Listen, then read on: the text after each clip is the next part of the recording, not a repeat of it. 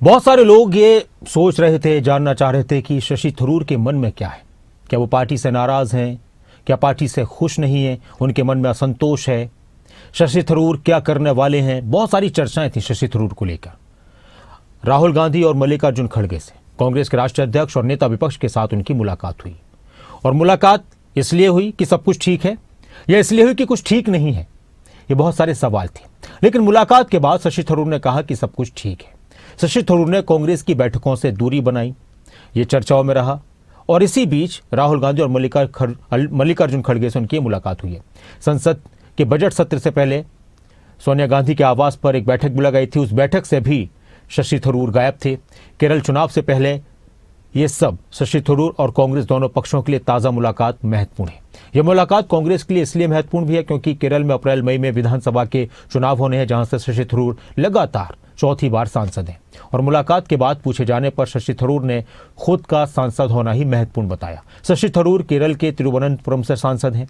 शशि थरूर की राहुल गांधी और मल्लिकार्जुन खड़गे के साथ मुलाकात तकरीबन 2 घंटे तक चली। और उसके बाद कांग्रेस सांसद शशि थरूर ने सोशल साइट एक्स पर लिखा कि जनता की सेवा के संकल्प के साथ आगे बढ़ने को लेकर हम सभी एकमत हैं। उन्होंने ये भी कहा कि वो कभी पार्टी लाइन से हटकर नहीं गए। ज़्यादा जो बातें शशि थरूर को लेकर चर्चाओं में रहीं या फिर ऐसा सुनने में मिला कि कांग्रेस के नेता उनसे नाराज़ हैं या वो कांग्रेस के कुछ कामों की वजह से खुश नहीं है कि जब ऑपरेशन सिंदूर हुआ और पीएम मोदी ने अलग अलग डेलीगेशन बनाकर अलग अलग देशों में भेजे, तो उसमें से एक डेलीगेशन शशि थरूर के साथ भी गया और उन्होंने वहाँ अपनी बात रखी। ऑपरेशन सिंदूर की कामयाबी की बात कही, सरकार के फैसलों की तारीफ की। उसके बाद से कांग्रेस में उनको आलोचनाओं का शिकार भी होना पड़ा।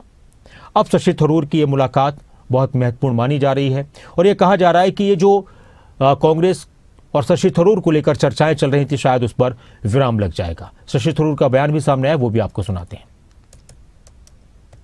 This can be very brief about this. We had a discussion with my two party leaders, the LOP and the Congress president, and we had a very good, constructive, positive discussion. All is good, and we are moving together on the same page.